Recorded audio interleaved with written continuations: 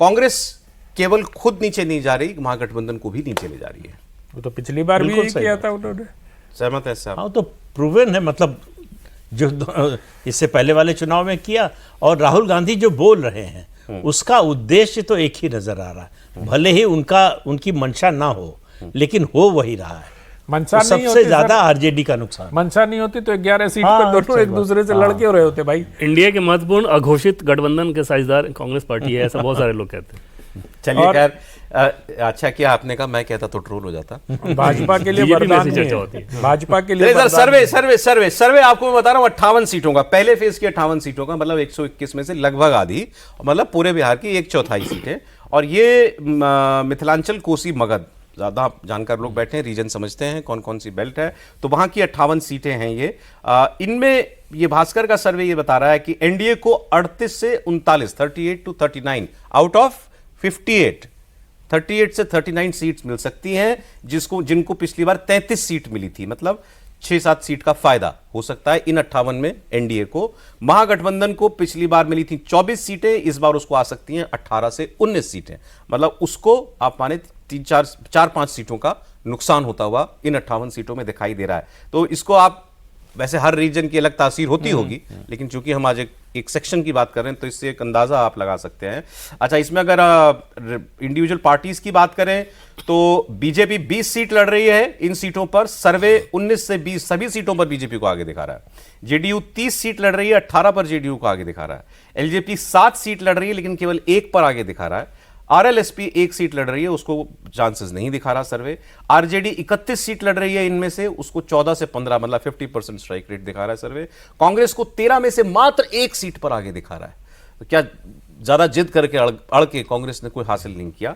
VIP 4 1 seat पर आगे, एक भी सीट पर आगे नहीं। सीपीएम 2 1 पर आगे। सीपीआई 4 लड़ रही है, 1 पर आगे दिखा रहा है। सीपीआईएमएल 6 सीट लड़ रही है, केवल 1 सीट पर आगे दिखा रहा है। सीपीआईएमएल का शायद बहुत बेहतर रिकॉर्ड था पिछली बार, इस बार उसका स्ट्राइक रेट मतलब 1/6 बताया जा रहा है। और आईआईपी 1 ही सीट लड़ रही है, इनमें से 1 सीट पर भी आगे नहीं दिखाई दे रहा। तो मतलब इस पहले फेज की 3 हिस्सों की आधी सीटों पर एनडीए मैसिव लीड में दिखाई दे रहा है, इस भास्कर के सर्वे के मुताबिक। सर मुझे लगता है कि इस सर्वे पर टिप्पणी करना इसलिए उचित नहीं है कि न इसका अभी सर्वे साइज हमें पता है, सर्वे की साइज क्या है वो पता नहीं, सैंपल साइज पता नहीं है। नहीं, ये उस टाइप का सर्वे नहीं है, ये क्वालिटेटिव सर्वे है। जो तो ये बातचीत करके लोगों से, वो जैसे सुबह क्या होता है, सुबह जैसे हम लोग चैनलों पर क्या करते हैं, सुबह 9 बजे तक तो प्रोड्यूसर्स के हिसाब से ही सीटें ऊपर नीचे होती हैं ना चैनलों की। तो ये वैसा ही सर्वे है कि 10 लोग बैठ गए और अब उन्होंने सीट करके ऐसे कर लिया। और सीटों को लेकर अभी टिप्पणी करना किसी भी सर्वे पर थोड़ी जल्दबाजी है। अभी थोड़ा और समय बदलेगा, क्योंकि बिहार का चुनाव प्रतिक्षण बदल रहा है। क्योंकि जैसे आरजेडी को ये मगध इलाके में सीटें नहीं दे रहे, सीपीआईएमएल को मगध इलाके में सीटें नहीं दे रहे हैं, कम सीटें दे रहे हैं, तो मुझे लगता है कि मगध में ही तो वो बेहतर करते हैं। मगध का मतलब जो गया जहानाबाद वाला इलाका है, पूरा सेंट्रल बिहार। देखिए, सीटें कितनी मिलेंगी नहीं मिलेंगी अलग बात है, लेकिन जब पीक पर थे, मतलब इस अलायंस में नीतीश कुमार 2010 में बेस्ट परफॉर्मेंस थी, तब भी बीजेपी की स्ट्राइक रेट जेडीयू से बेहतर थी। ओके, ये तो 100% स्ट्राइक रेट कह रहा है सर। तो इसलिए जो है इस बार और बेहतर होगी, इसमें कोई शक ही नहीं है। इसको ऐसे देखें तो समझ में आएगा इस सर्वे की उपयोगिता। जैसे 3 रीजन जो आपने बताया ना जी, कोसी पिछली बार बीजेपी वहाँ पे अच्छा की थी, जेडीयू भी ठीक थी, ठीक वैसे ही कमोवेश रिटर्न इस बार रिटर्न होगा। मिथिलांचल में एनडीए ने बहुत अच्छा किया था, जैसे दरभंगा की बात करें 10 में से 9 जीती थी। बिल्कुल, इस बार लगभग स्थिति वैसी ही रहेगी। जो 4-5 सीटें बढ़ी हुई आप देख रहे हैं वो इस लिहाज से कि मगध वाले रीजन में पिछली बार एनडीए का परफॉर्मेंस बहुत खराब था, वहाँ एनडीए बढ़ेगा और आरजेडी घटेगी। उस लिहाज से ये सर्वे जो ग्राउंड का मूड है ना, लगभग आप मान सकते हैं। आपको ठीक लग रहा है? बहुत व्यवहारिक लग रहा है। मतलब इन 3 रीजन के आधार पर एकदम से बहुत व्यवहारिक है। कह रहा है BJP almost 100% strike rate, JDU लगभग 60। इसमें एक सीट में जो सहरसा वाली सीट है ना, वो मुसीबत वाली थोड़ी हो सकती है। एलजेपी का प्रदर्शन खराब बता रहा है, ये 7 में केवल 1 बता रहा है सर। चिराग पासवान हो सकता है भाई, चिराग पासवान का उनके पिता के समय से देखिए, उनका स्ट्राइक रेट बहुत अच्छा कभी नहीं रहा है। उनकी डिमांड, उनकी एस्पिरेशन बहुत ज़्यादा रही है। ये ऐसी पार्टी है जिसको लगता है कि हमको जो मिलना चाहिए उससे बहुत कम मिल रहा है। स्ट्राइक रेट के नाम पे तो सीटें ली इस बार उन्होंने सर। हाँ, लेकिन जो है ठीक रहा है। वो एक तो जेडीयू के कार्यकर्ता की नाराजगी खत्म तो नहीं हुई होगी, जो 2020 में उन्होंने किया था।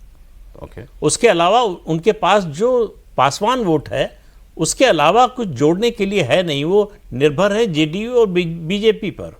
उनके कार्यकर्ता कितना काम करते हैं, कैंडिडेट कैसा है, कैंडिडेट की लोकप्रियता कितनी है, किस आधार पर उसको टिकट दिया गया है, ये भी बहुत बहुत महत्वपूर्ण है इन छोटी पार्टियों के लिए। एलजेपी के 11 कैंडिडेट ऐसे हैं जिसको पूरी तरह से बीजेपी चुनाव लड़ा रही है। संसाधन के मामले में भी वो सारी जिम्मेदारी बीजेपी ने अपने ऊपर ले रखा है।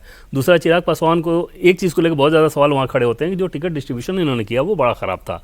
जैसे बख्तियारपुर से कोई तैयारी कर रहा है, नॉमिनेशन की तैयारी कर लिया, पूजा पाठ की तैयारी कर रहा है, अचानक एक दिन पहले उठा के उसको कहीं और भेज रहा है। आपको लग रहा है कि ऐसा भी हो सकता है? ये जो फिगर है, मैं इसमें बहुत हद तक इस पे सहमत हूँ। आरजेडी 50% पे। हाँ, ये ओवरऑल फिगर में कह रहा हूँ। पिछले चुनाव में कांग्रेस ने किया आरजेडी के साथ, वही जो है कांग्रेस 13 में 13 लड़ रही है। ये सर्वे कह रहा है केवल 1 पर चांसेस। अरे तो भाई 70 में बहुत है भाई। 70 में 21 का पहले भी रेशियो रहा है उनका, मतलब ऐसा 19 का रेशियो रहा है।